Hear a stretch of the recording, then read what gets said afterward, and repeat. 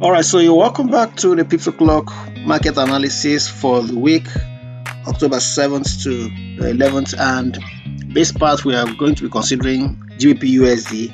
We may probably cover both the GBPUSD and EURUSD together if the time permits. So see, this is not going to be too long because we want you to watch this video. We want you to take notes and take action on the information you gather from here. Okay, so for the weekly chart for GBPUSD, you can see there a strong bullish, a strong bearish engulfing pattern happening up there.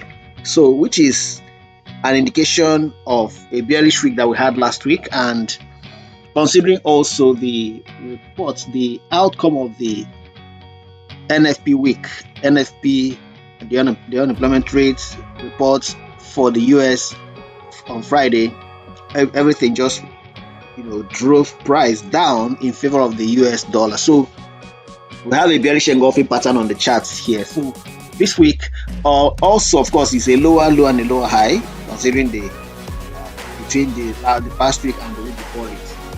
So it's clear. I think for this is very clear for us what the market has done and most likely will do in this week and in the coming weeks. So let's see how we can bring this to bear in our analysis this week. So let's quickly switch over to 4 hours, and already we've done the weekly Bible post analysis at nforex.com. So if we go back there, you see for GBPUSD, all right, picking out the key prices, high, low, close. So we have the floor pivot. I think for here we're likely just going to be using the floor pivot points for our analysis. So here you have the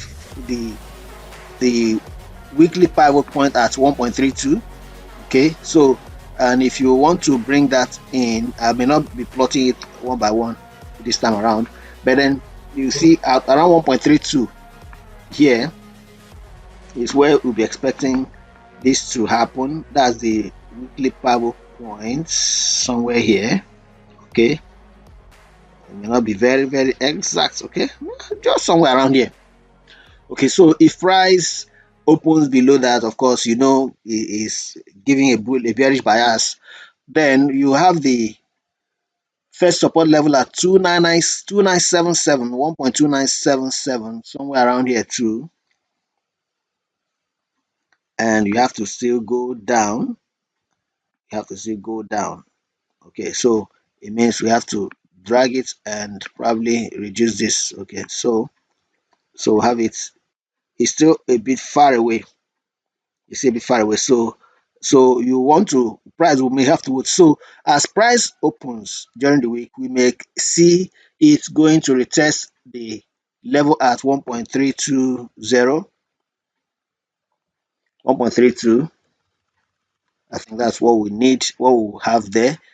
Okay, so and then of course the first level of resistance is at 3331. So if it manages to break past here, of course you have to wait for it at 1.3331, somewhere around here. Yeah, somewhere around here. Okay, so of course it's clear. So what we're going to just do without, this is not accurate as I plotted them because I don't want to go into all that. I want this to be fast, quick enough. So we will likely, because for our Fibonacci, we have found a trend, right, rather a correction, right? So we'll follow it. So we'll just work on the retracement that may happen. So we'll connect from here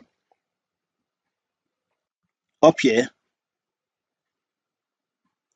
All right, so now based on that, that's the high of last week and the low of the week before, rather, and that of last week. So where we have the 50% retracement is above the weekly pivot point, so 1.32517, somewhere here. And if price manages to go up, get up to this place, 1.3331, I don't know what event that may push price up there, but in the market, anything can happen. So we can begin to also look at 1.3295, 1.3295, and the resistance level, first resistance level, right? So that's what we might likely expect. And then if you go down a bit, you see that if price then manages to uh, break down. If it breaks past this level, which is where we might also begin to look around for probably whether the bulls may react, all right, around 1.327, 297, 2977, yeah, 2977 is 2977. So I could just adjust it a bit.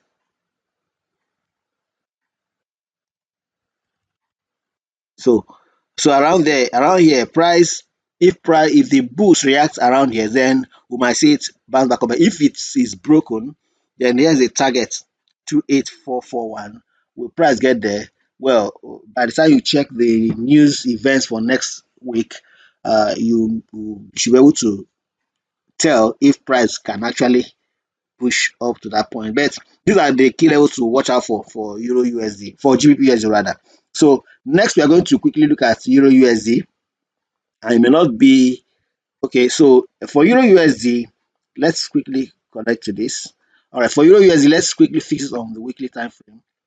And what we have here, still the same thing, the same bearish engulfing. You can see how it engulfed, and of course the high couldn't beat that of last week. You see that? So although the sign already showed the previous, if you check the analysis we did last week, you notice that we actually warned for both GBP USD and Euro USD about you buying around here. So now with what we have here now, so we should be expecting a retracement. Simple. So I just switch it to over here. So you want to plot your Bible point analysis and run it to see the key levels for on the pivots. But let's use this to give you a guide, so we can actually run it up to this place. Yeah. So for this 50% replacement should be somewhere around here. But what I'm going to do is just as a little help. So let's switch over to weekly again, and I'm going to look at the high for last week is at 1.12088. So let's quickly plot it here. 1.12088. 12088. So the low happens to be around 12088 is the high. Yes, so the low is at 1.09511, 1.09511, 09511. Okay, so and the close price is at 1.09755, 1.09755, 1.09755. Then the open is at 1.11619, 1.11619, 1.11619, and so that is it. So we can calculate. So we can look at this weekly pivot is 1.1045. So 1.1045. So let's quickly put that in 1.1045, 1.1045, somewhere around here. 1.1045. All right, so that is it there, and that is close to 61% or 62% retracement. Okay, so that's that. Then for the first resistance of the week, 1.1139, 1.1139, 1.1139, and that should be somewhere around here. 1.1139. Okay, so that's it up here. So will price be able to rise up to this point? That I can't tell, but then let's watch now on the southern side of it. First support level is 1.0881, 1.0881, and in that case we have to reduce this and then see if we can 1.0811.